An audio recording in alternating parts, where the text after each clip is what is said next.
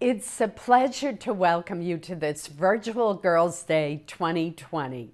My congratulations to you students and to the Maine Women's Lobby for your determination to carry out this important leadership event despite the challenges we face today. Good leaders work together to reach goals. We are fortunate to live in a state of involved citizens who step forward to serve. Maine has produced national leaders who debate issues vigorously but with civility. Civility, respect for differing viewpoints, and a willingness to work together, as Congress did in passing 3 coronavirus bills unanimously, are qualities we could use more of in our national debates today.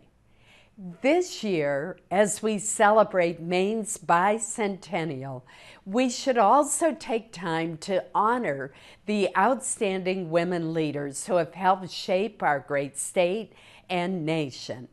In the early years, Maine women played key roles in ending slavery. 100 years ago, women throughout our nation won the right to vote in elections, and Maine women helped secure that victory too. When I was your age, I was inspired by my meeting with Maine Senator Margaret Chase Smith, the first woman in America to be elected to both the U.S. House of Representatives and the Senate.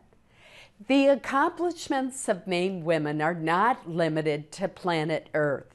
Just last month, Dr. Jessica Meir from my hometown of Caribou ended a 6-month mission aboard the International Space Station.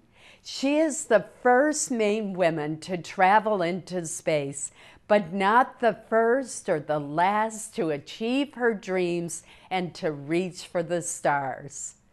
We have made significant progress in ensuring opportunity for women and girls, but there is always more to be done.